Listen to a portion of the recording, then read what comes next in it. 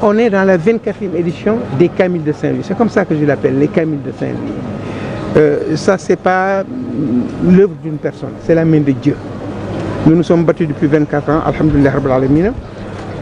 La première édition, on était moins de 27 personnes, pour ne pas dire que c'était le chiffre exact. Aujourd'hui, on a dépassé les millions de personnes. Donc c'est Allah le Tout-Puissant qui a mis sa main là-dedans. J'en profiterai pour remercier le président des imams et oulémas de Saint-Louis, Kadi de Saint-Louis, Cheikh Ahmed Siditi Diallo, imam Ratib de Saint-Louis, qui nous accompagne tout le temps. Le gouverneur Alioune Aïdara Niang et son équipe, ses adjoints, toute l'administration derrière lui, le préfet Mariama Traoré. Et mention spéciale aussi au maire de Saint-Louis, Mamadou Mansour Faye. Il n'y a pas dans la ville de Saint-Louis une seule manifestation religieuse. Je défie tout le monde. Aucune manifestation ne peut avoir une tente pareille. Il n'y en a pas. On dépasse plus de 300 mètres. Ça englobe plus de 2 millions de personnes. Et depuis plus de 10 ans, c'est le maire qui déplace Sénégal Vache. Il séjourne avec nous pendant 5 jours pour mettre tous les musulmans dans les meilleures conditions. On lui rend un hommage mérité. Et j'en profite aussi pour lui lancer un petit pic. Marmial est plein.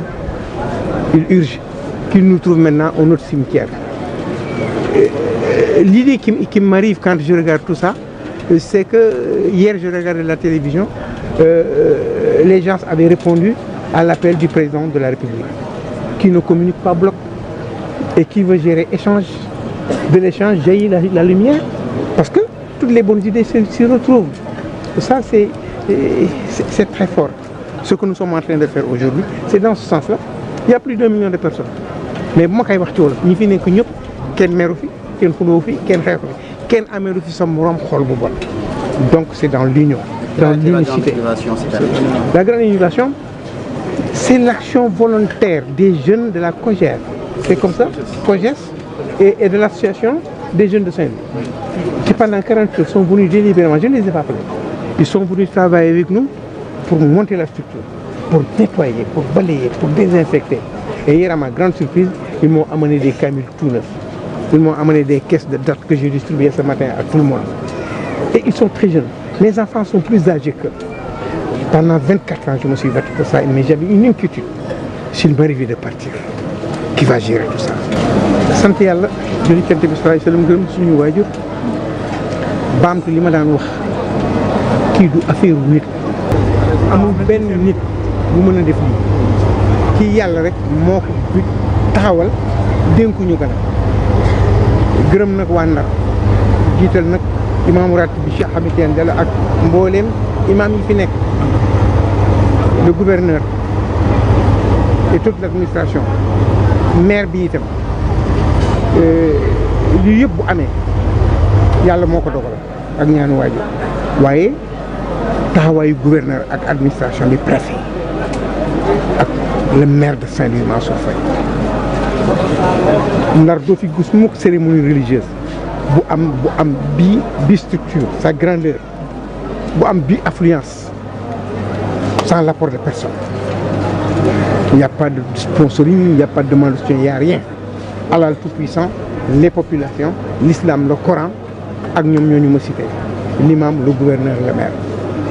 kon maa ngi sant yàlla bu baax a baax a baax innovation nag def naa ko ci ren ndax booy jëm mag da ngay former ay gune pour boo fi jógee ñu mën ko téye c'est le bien de la oumma islamique.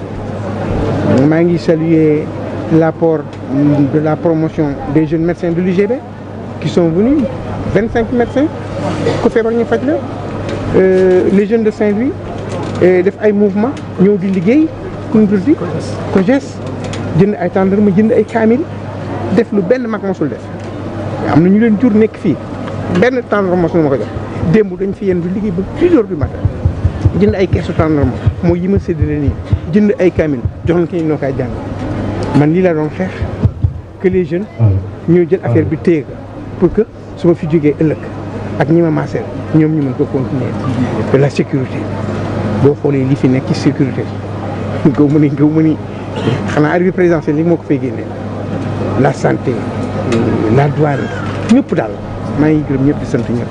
doyen boo doon def historique bi ak importance journée yi lan la exactement.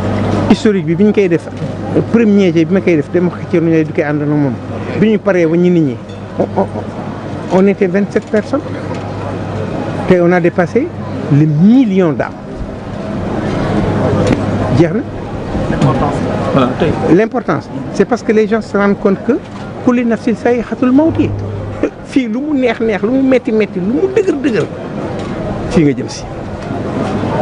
J'ai tout fait pour inculquer cela mu mel na sërëm bu ma leen piqûre alhamdulilah aujourd'hui l'action est pérennisée nit ñi xam nañ ni ñëpp fi la ñuy jëm si kon da ngay liggéey fii pour boo liggéey boo demee fee am ñu la teeru la nga leen doon lebal ñu fay lekk ci biir bàmmeel